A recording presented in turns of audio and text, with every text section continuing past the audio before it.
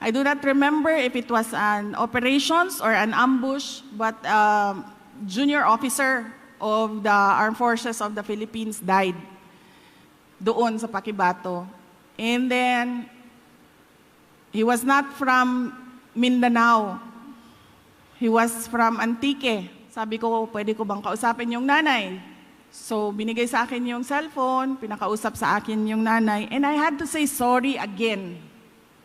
I'm sorry that your son died. And, ang sagot sa akin ng nanay, siya, Inday Sara, hindi naman pwede na lagi na lang ganyan, mamamatay yung mga anak namin. And after that conversation, I thought to myself, bakit ako ang nagsasorry? Ako ba ang terorista? Ako ba ang gumawa ng bomba? Ako ba ang bumaril kay Jay?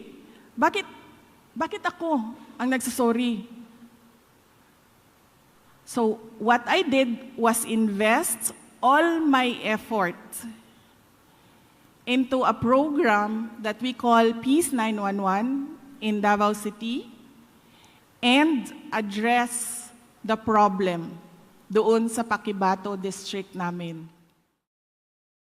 While I am not, as a mayor and in my experience as a government official, I am not an expert to talk about disasters and typhoons. Yan ang sa inyo. Pero when I talk about insurgency, yan ang sa akin. Because in Davao City, before I stepped down as a mayor, we were able to end the local insurgency in Davao City in 4 years during my term, my second and third term as mayor of Davao City. And it all started with 2 deaths. Ang unang namatay nang ako ay mayor ay si Larry. So, I was mayor, I was pregnant. That was 2016 or 2017. And I'm sure you've heard of it. Sinunog nila yung box plant ng isang kumpanya sa Panabo, sa Mandug, the area straddling Davao City and Davao del Norte. And then nag-iwan sila ng bomba para sila makaikyas, makalayo. Pag sabog ng bomba, tinamaan si Larry. Si Larry ay isang fish vendor, kanang nagamotor. Nadala niya ang iyahang basket sa isda. Padulong siya sa interior sa Mandog, kaya wala kaayoy palingki dito. So mo na ang iyahang negosyo, mo na iyahang trabaho. And naigo sa shrapnel. And wala pa ko kabalo, nga dunay namatay, niadto ko. And then there, when I went there, I learned nga dunay namatay, dunay naigo. And then I said, asa siya? And then they said, gidala siya sa hospital. And so I went to the hospital, and then naabtan ako siya na ginatabang siya sa emergency room. And then nung tanong ko sa nurse, anak ko, ma'am, kinsay kauban niya? Sinong kasama niya? Ang sabi nila, wala siyang kasama. Iniwan lang yan siya dito ng emergency rescue. Sabi ko, saan ang gamit niya? Binigay nila sa akin. Hinanap ko yung cellphone. And then, hinanap ko yung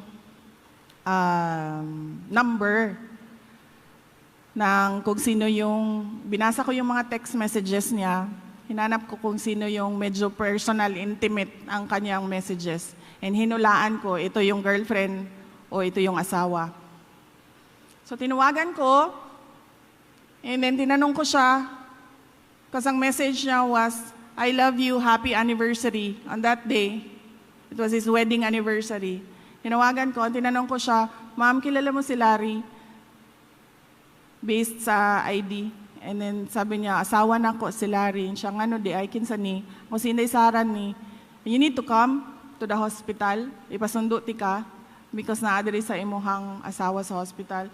And then she was asking me, unsay nahitabo, ana. I said, unya na lang ta mag-istorya, just come to the hospital. And then he died. Wala siya natabang. And then I had to talk to her again sa asawa. And then I said, I'm sorry nga namatay ang imuhang bana. And then, doon nami isa pa ka patay. This time, in our Paquibato district, this is the last stronghold of insurgency in Davao City. I do not remember if it was an operations or an ambush, but junior officer of the Armed Forces of the Philippines died doon sa Paquibato. And then, he was not from Mindanao. He was from Antique. So inayos namin, pumunta ako sa funeral home. Tinanong ko sila, naayos na ba yan? Okay na daw lahat. Ibalik nila ang patay nga lawas na doon na sa Antique, ihatod na sa ginikanan, anak ko. May I talk to the parents? Because he was single, wala siyang asawa, walang anak. Sabi ko, pwede ko bang kausapin yung nanay? So, binigay sa akin yung cellphone, pinakausap sa akin yung nanay, and I had to say sorry again. I'm sorry that your son died. And, ang sagot sa akin ng nanay, siya, Inday Sara, hindi naman pwede na lagi na lang ganyan, mamamatay yung mga anak namin. And, after that conversation, I thought to myself, bakit ako ang nagsasorry? Ako ba ang terorista? Ako ba ang gumawa ng bomba? Ako ba ang bumaril kay Jay? Bakit ako ang nagsasorry? So, what I did was invest all my effort into a program that we call Peace 911 in Davao City and address the problem doon sa Paquibato district namin. Pinuntahan namin ang mga tao, kinausap namin ang mga tao. Lahat ng gusto ng mga tao, ginawa namin doon sa kanila. Ang sinabi ko lang, in exchange, suportahan ninyo ang administration ko as mayor. Sumuporta kayo sa gobyerno. And we had one barangay captain na ang buong barangay NPA, pati ang barangay captain NPA.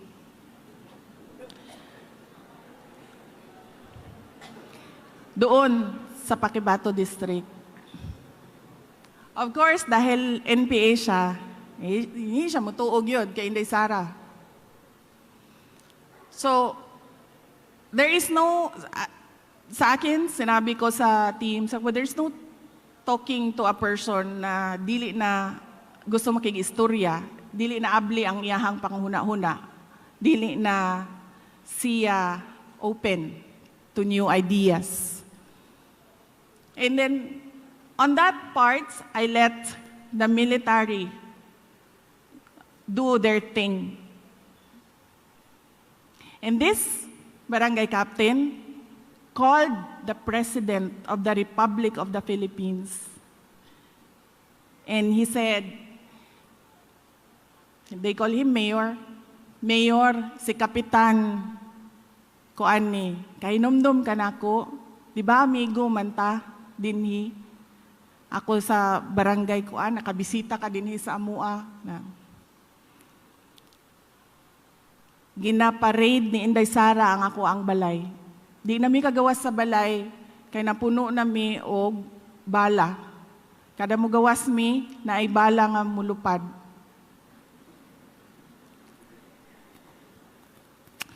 And so, the President asked someone to call me. And then I said,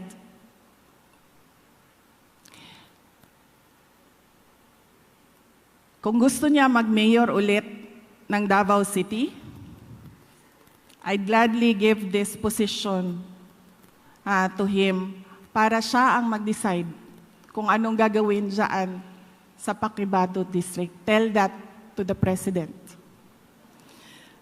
So I just want to emphasize to you that the secret, as I said earlier, is the cooperation between governments and the people.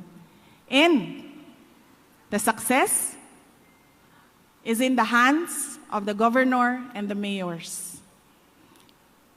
It is quite a complicated process, kaya hindi ko sinasabi sa mga mayor, sa mga barangay captain na lumaban kayo, kasi hindi ko naman ma-reassure ang security ninyo 24 hours a day because ambush happens. At any time of the day, isang bala lang yan, tapos ka na. But what I am always telling our mayors and our barangay captains na kausapin nyo yung mga tao. Nandyan sa kanilang mga kamay ang sekreto kung paano mawala ang suporta nila sa mga NPA.